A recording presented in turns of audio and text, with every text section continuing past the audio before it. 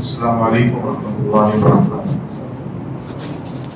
الحمد للہ وحدہ والصلاۃ والسلام علی من لا نبی بعد. اعوذ باللہ من الشیطان الرجیم. بسم اللہ الرحمن الرحیم. ان الذین یلحدون فی آیاتنا لا یخفون علینا افمن یلقی فی النار خیر ام من یأتی آمنا یوم القیامہ اعملوا ما شئتم انه بما تعملون بصیر. ان الذين كفروا بالذكر لما جاءهم وانه لكتاب عزيز لا يأتيه الباطل من بين يديه ولا من خلفه تنزيل من حكيم حميد. ما يقال لك الا ما قد قيل للرسل من قبل ان ربك لذو مغفرة وذو عقاب أليم. ولو جعلناه قرآنا أعجميا لقالوا لولا فصلت آياته أعجمي وعربي قل هو للذين آمنوا هدى وشفاء والذين لا يؤمنون في آذانهم وقر وهو عليهم عمى أولئك ينادون من مكان بعيد. صدق اللہ العظیم. محترم بزرگ اور عزیز ساتھیوں، اس سورہ فصلت کا 5واں رکوع اور کل جو ہے یہ رکوع آدھا رکوع آپ حضرات کے سامنے اس کی تفسیر ہوئی تھی، جس میں پہلے مضمون میں اللہ تبارک و تعالیٰ نے اللہ تبارک و تعالیٰ کے طرف دعوت دینے، اس کی فضیلت اور اخلاق عالیہ کی تلقین اور شیطان سے محفوظ ہونے کے لیے اللہ کی پناہ لینے کے بارے میں تذکرہ فرمایا، اور دوسرا ایک مضمون اللہ تبارک و تعالیٰ کی اپنی نشانیاں، یہ چاند سورج، یہ رات دن کی تبدیل، تو اللہ نے اس میں کو تذکرہ فرمایا تھا. اب آگے کی آیت میں اللہ تبارک و تعالیٰ نے ملحدین پر پوشیدہ نہیں، جو چاہو کرو اللہ دیکھتا ہے، اس قسم کا مضمون اللہ تبارک و تعالیٰ نے اس کے اندر ذکر فرمایا. ان الذین یلحدون فی آیاتنا لا یخفون علینا، بلا شبہ جو لوگ ہماری آیاتوں میں کجروی اختیار کرتے ہیں وہ ہم سے پوشیدہ نہیں. یعنی اللہ کے نبی صلی اللہ علیہ وسلم کے زمانے کے اندر دو قسم کے لوگ تھے. ایک تو وہ لوگ تھے جو سرے سے قرآن مجید کا انکار کرتے تھے، وہ کہتے تھے قرآن مجید اللہ کی کتاب ہی نہیں، ان کو کافر کہیں. اور ایک وہ لوگ تھے جو قرآن مجید کو مانتے تھے اور یہ کہتے تھے اللہ کی کتاب ہے، لیکن اس کے معانی اور مطالب کے اندر اپنی رائے اس کے اندر داخل کرتے، اپنے حساب سے اس کے مطالب بیان کرتے. ان کو ملحد کہتے ہیں. فرمایا اللہ تبارک و تعالیٰ نے ان الذین یلحدون فی آیاتنا، بے شک جو ہمارے آیتوں کے اندر کجروی اختیار کرتے ہیں، اپنی طرف سے رائے غلط ملت اس کے اندر داخل کرتے ہیں، یہ مت سمجھیں کہ لا یخفون علینا، وہ جو کچھ کر رہے ہیں وہ ہم سے پوشیدہ ہے. ایسا نہیں، وہ قرآن کے معاملے میں کیا خیانت کر رہے ہیں ہم بخوبی ان سے واقف ہیں. کل قیامت کے دن جب اللہ تبارک و تعالیٰ کے سامنے پیشی ہوگی، تمام انسان دو قسم کے اندر تقسیم ہوں گے. ایک تو وہ ہوں گے جن کو اللہ تبارک و تعالیٰ جہنم میں ڈالے گا، ایک وہ ہوں گے جو کل قیامت کے دن بھی امن و امان اور سلامتی کے اندر رہیں گے. اب اللہ تبارک و تعالیٰ بندوں سے پوچھ رہے ہیں افمن یلقی فی النار، وہ لوگ جن کو جہنم کے اندر ڈال دیا گیا ہے یا ڈالا جائے گا، خیر وہ بہتر ہیں، ام من یأتی آمنا یوم القیامہ، یا وہ جماعت بہتر ہے جو کل قیامت کے دن امن و امان کے ساتھ آئے گی، پورے وقار کے ساتھ ان کو جنت کے اندر داخل کیا جائے. اب کون بہتر ہے؟ ظاہر سی بات ہے جو امن و امان کے ساتھ جنت میں داخل ہوں گے وہ ان سے بہتر ہیں جو جہنم میں جانے والے ہیں. اب لہذا اللہ نے بندوں کے سامنے دونوں راستے رکھے ہیں، دونوں آپشن رکھے ہیں. اب چاہے تو تم کفر کر کے جہنم کا راستہ اختیار کرو، چاہے نیک اعمال کر کے دنیا کے اندر بھی امن اطمینان سے رہو اور مرنے کے بعد قبر کے اندر بھی امن و اطمینان سے رہو، اور کل حشر کے دن بھی امن اور اطمینان کے ساتھ پوری عزتوں کے ساتھ بشارتوں کے ساتھ جنت میں داخل ہو جائے. یہ دونوں راستے اللہ نے رکھے. اللہ نے دونوں چیزیں بندے کے اندر القاء کیا ہے. اللہ نے انسان کو بنایا، دونوں راستے بتا دیے. اب انسان کو اختیار ہے، جو راستہ چاہے اختیار کرے. اسی بات کو اللہ آگے فرماتے ہیں اعملوا ما شئتم. اب تو تم جو چاہے وہ کرو، چاہے جنت والے اعمال کرو چاہے جہنم والے اعمال کرو، لیکن جو بھی تم کرو گے انہ بما تعملون بصیر، تم جو بھی اعمال کرو گے اللہ اس تمام اعمال کو دیکھ رہے ہیں اور اللہ ان تمام اعمال سے باخبر ہے. ان الذین کفروا بالذکر، اور بے شک جن لوگوں نے ہمارے اس قرآن کا انکار کیا. میں نے بتایا کہ دو قسم کے لوگ تھے. ایک تو وہ لوگ جو قرآن کے معنی اور مطالب کے اندر اپنے طرف سے رائے داخل کرتے تھے، ان کو ملحد کہتے ہیں، اللہ نے ان کا تذکرہ فرمایا. اور دوسری وہ جماعت تھی جو سرے سے کیا کرتے، قرآن کو مانتی نہیں تھی. اب اللہ نے ان کا تذکرہ فرمایا ان الذین کفروا بالذکر، بے شک وہ لوگ جنہوں نے ہمارے ذکر کا انکار کیا. ذکر سے مراد قرآن مجید. ذکر کیا ہے؟ یہ قرآن مجید کو اللہ تبارک و تعالیٰ نے کئی مقامات پر قرآن ہی کے اندر ذکر فرمایا. تو فرماتے ان الذین کفروا بالذکر، وہ لوگ جنہوں نے ہمارے اس قرآن کا انکار کیا ہے. لما جاءہم، جبکہ یہ ذکر، یہ نصیحت، یہ قرآن ان کے پاس آ چکا ہے. یاد رکھو یہ ان کے لیے بہتر نہیں ہے، اس لیے کہ انہو، یہ وہ کتاب ہے، لکتاب عزیز، یہ بہت عزت والی کتاب ہے. قرآن مجید بڑی عزت والی کتاب ہے، اور اس کتاب کے تم منکر بن رہے ہو، انکار کر رہے ہو، یہ تمہارے لیے کوئی بہتر بات نہیں ہے. ایسی کتاب ہے اللہ تبارک و تعالیٰ نے جب سے اسے نازل فرمایا ہے، اب اس کی حفاظت کی ذمہ داری کس نے لی ہے؟ اللہ نے لی ہے. انا نحن نزلنا الذکر وانا لہ لحافظون، ہم نے اس کو نازل کیا، ہم ہی اس کے محافظ ہیں. اب اللہ نے اس کی حفاظت کی ذمہ داری لی. ایسی اللہ نے اس کی حفاظت کی ہے، ایک نقطہ بھی اس میں سے کم نہیں ہوگا اور ایک نقطے کا اس میں اضافہ نہیں ہوگا. اس طرح اللہ نے اس کی حفاظت کی. بہت سارے لوگ آئے قرآن کو بدلنے کے لیے، قرآن کے مضمون کو بدلنے کے لیے، اور قرآن کے اندر کچھ کان چھانٹ کرنے کے لیے. ابھی ہمارے زمانے کے اندر ایک ملعون آیا تھا، قرآن مجید کو لے کر کے 26 آیتیں 25 آیتیں اس کے اندر فلاں ہیں، ان کو نکال دیا جائے گا، ختم کر دیا جائے گا. اب بیچارہ وہ کہاں گیا، اس کا نام و نشان تک نہیں. اللہ نے ہمارے زمانے کے اندر بھی اس چیز کو دکھا دیا ہے. قرآن ایسی کتاب ہے جو اس کو مٹانے کے لیے آتے ہیں، ان کی ذات ختم ہو جاتی ہے، لیکن قرآن کا یہ معاملہ کبھی ختم نہیں ہوتا. تو اللہ نے یہاں پر فرمایا لا یأتیہ الباطل من بین یدیہ ولا من خلفہ. اس قرآن مجید وہ عزت والی کتاب ہے جس کے اندر باطل نہ پیچھے سے آتا ہے نہ آگے سے آتا ہے. کہیں سے کوئی اس کے اندر رد و بدل کرنا چاہے، تبدیلی کرنا چاہے، کچھ نہیں ہو سکتا. قرآن کا چیلنج ہے.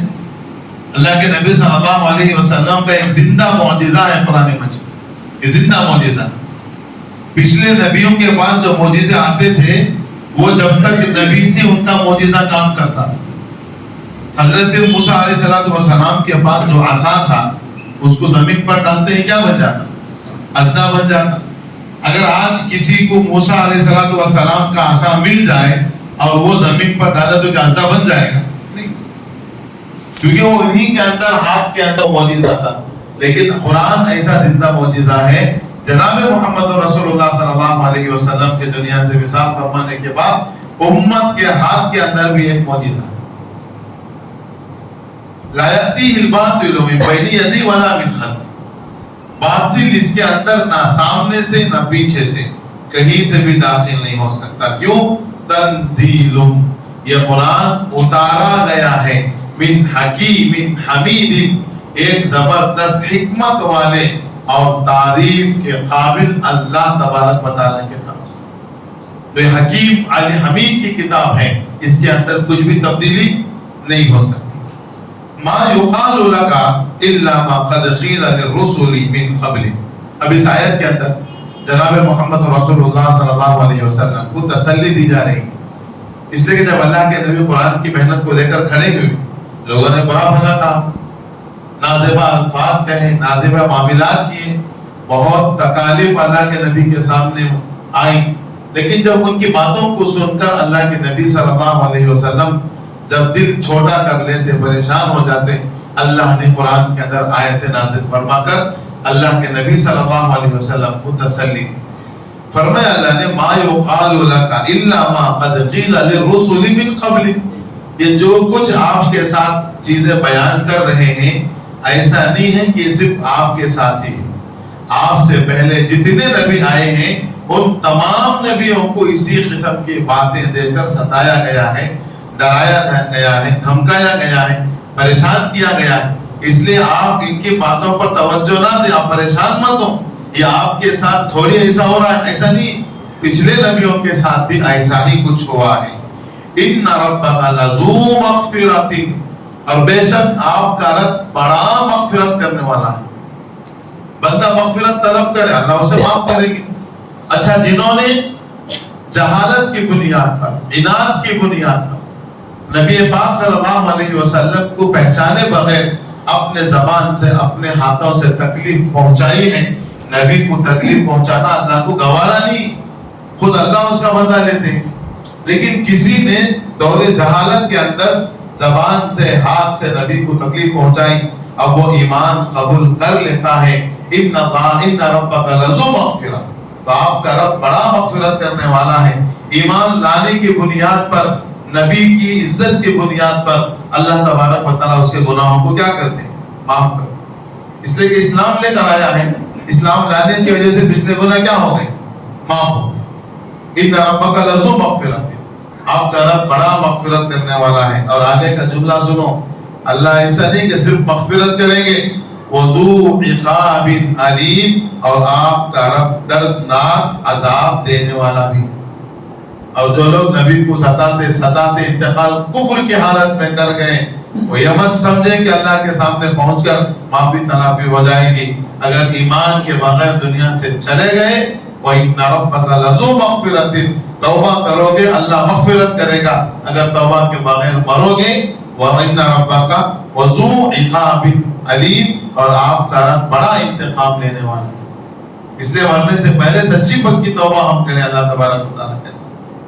وَلَوْ جَعَلْنَاهُ قُرْآنًا أَعْجَمِيًّا، کفار مکہ جب قرآن نازل ہوتا تھا عربی زبان کے اندر، تو یوں کہتے تھے یہ قرآن عربی میں کیوں نازل ہوا؟ یہ قرآن عربی زبان میں کیوں نازل ہوا؟ اسے کس میں نازل ہونا تھا؟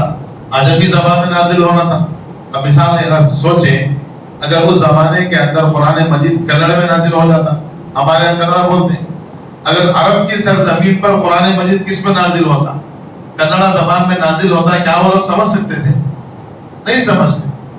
لیکن چونکہ کسی بھی بہانہ کرنا ہے ایمان نہ لانے کی وجہ سے، عناد ہے، دشمنی ہے، اب ان کے ہر بات پر اعتراض کرنا ہے، تو اعتراض یہ بھی کرتے تھے وہ لوگ، جب قرآن عربی میں نازل ہوا تو کہتے عربی میں کیوں نازل ہوا، عجمی زبان میں کیوں نازل نہیں ہوا؟ اللہ فرمانے وَلَوْ جَعَلْنَاهُ قُرْآنًا أَعْجَمِيًّا، اگر چلو ہم اس قرآن کو بجائے عربی زبان کے عجمی زبان کے اندر نازل کر دیتے، تو لولا فصلت آیاتو لقالو لولا فصلت آیاتو، تو یوں کہتے بھئی یہ آیتیں واضح نہیں، آیتیں صاف نہیں ہیں، سمجھ میں نہیں آ رہا اللہ اس میں کیا فرمانا چاہ رہا ہے، ہمیں سمجھ میں نہیں آ رہا۔ بولتے تو ہیں عربی زبان میں کیوں نازل ہو رہا ہے، عجمی زبان میں نازل ہونا تھا۔ اللہ تبارک و تعالیٰ ان کو پیدا کیا ہے کہ اللہ ان کی ذات سے واقف نہیں ہے، اللہ جانتے ہیں۔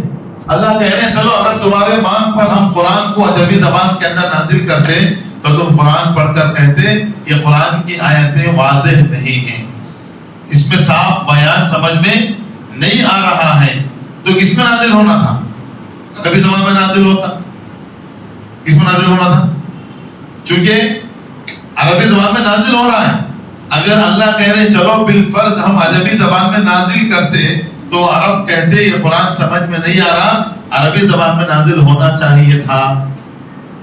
اچھا، اگر اللہ تبارک و تعالی عربی زبان کے اندر نازل کرتے تو یوں کہتے اعجمی و عربی، کہ نبی تو عربی ہے اور یہ قرآن کون سا ہے؟ عجمی ہے۔ قرآن کو زبان میں نبی کی زبان تو عربی ہے، قرآن کی زبان تو دوسری ہے. یعنی ہر حال میں وہ یہ چاہتے تھے کہ وہ بہانے بنا کر ہم کسی بھی طرح بچ جائیں. اس لیے کہ لوگوں کی عادت ہوتی ہے جب کسی سے کوئی پلہ نہیں پڑتا تو بہانے بناتے ہیں، کچھ بھی بنا کر اسے پریشان کرتے ہیں. تو عربی اگر عربی زبان میں نازل ہوتا تو سوال کرتے، عجمی میں کیوں نازل نہیں ہوا؟ اگر عجمی زبان میں نازل ہوتا تو یوں کہتے، ارے بھائی نبی دیکھے تو عربی، قرآن دیکھے تو کس میں ہے؟ عجمی زبان میں ہے، غیر عربی میں ہے، یہ کیسے ہو سکتا ہے؟ اس طرح کا سوال کرتے. اللہ تبارک و تعالیٰ نے فرمایا تو یہ ان کی اسی طرح کے بہانے ہیں، پریشان نہ ہو.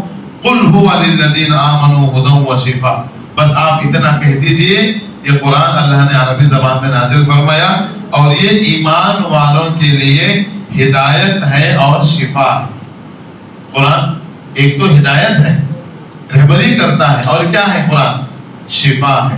اس کے اندر جسمانی بھی شفا ہے، روحانی بھی اللہ نے اس کے اندر شفا رکھا ہے.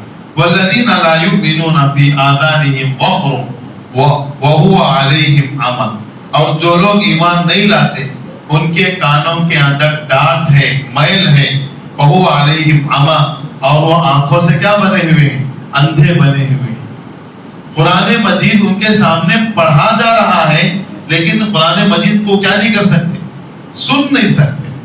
ان کے سامنے حق واضح ہے لیکن وہ علیہم عمی، لیکن اس سے کیا بن گئے؟ اندھے بنے ہوئے ہیں. ہم کچھ نہیں کر سکتے اس لیے کہ انہوں نے ایمان نہیں لایا تو کان ان کے اندر میل بھر گیا ہے اور آنکھوں کے اوپر حقیقت میں ان کے پردہ آ گیا ہے، وہ ایمان کو قبول نہیں کرتے. اولئک ینادون من مکان بعید، کل قیامت کے دن وہ لوگ ان کو دور سے پکارا جائے گا. کل قیامت کے دن ان کو کہاں سے پکارا جائے گا؟ دور سے پکارا جائے گا. دور سے پکارا جانے کا مطلب کیا ہے؟ کہ وہ لوگ جب ان کو آواز دیں گے تو وہ آواز دینے والے کو دیکھ تو رہے ہوں گے لیکن سنائی نہیں دیتا، سنائی نہیں دیتا. مثال کے اللہ نے یہاں پر فرمایا نہیں والذین لا یؤمنون فی آذانہم وقرا، جو لوگ ایمان نہیں لاتے ان کے کانوں کے اندر کیا ہے؟ میل ہے، آواز نہیں آ رہی. جیسے مثال کے طور پر ایک میدان میں کوئی آدمی دور کھڑا ہے، نظر تو آ رہا ہے اور وہ کچھ ہاتھ ہلا کر اپنے ہونٹ ہلا کر بول بھی رہا ہے، ہمیں معلوم تو ہو رہا ہے کچھ بول رہا ہے لیکن کانوں کو سنائی نہیں دیتا. حقیقت میں وہ سامنے ہیں لیکن ایمان نہ لانے کی وجہ سے ان کے دل اتنے دور ہو گئے کہ نبی کی بات، قرآن کی بات ان کے کانوں کے اندر نہیں جاتی. آنکھوں کے اندر پردہ پڑ گیا ہے اور ایسے معلوم ہو رہا ہے جیسے دور سے کوئی ان کو آواز لگایا جا رہا ہے. بعض مفسرین نے لکھا ہے کہ اس کا مطلب یہ ہے کہ قیامت کے دن ان کو دور سے آواز دیا جائے گا کہ فلاں آدمی وہ اس صفات کے بنیاد پر گمراہ ہوا ہے اور اس کو جہنم میں داخل کر دیا جائے گا. تو یہ دور سے اعلان کرنا اس کی تذلیل اور اس کی بے عزتی کا ذریعہ بنے گا. اس لیے کہ اگر کسی کی بے عزتی اس کے کان کے اندر کی جائے تو کیا بے عزتی ہے؟ کوئی بے عزتی؟ آدمی بے عزتی کب محسوس کرتا ہے؟ کسی محفل کے سامنے، لوگوں کے سامنے اگر اس کی انسلٹ ہو گئی، اگر اس کی بے عزتی ہو گئی، لوگ کیا کہیں گے؟ کیا بھائی سامنے تو بولا نہیں، سب کے سامنے کیا کرتا ہے؟ سب کے سامنے بولا لینا.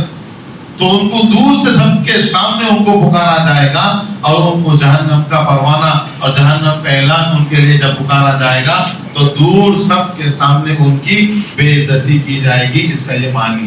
اللہ تبارک و تعالیٰ ہم تمام کو قرآن مجید پر کامل ایمان لانے اور قرآن مجید کو پڑھنے، سمجھنے اور اس کے مطابق ہمیں عمل پیرا ہونے کی توفیق عطا فرمائے. وما علینا الا البلاغ.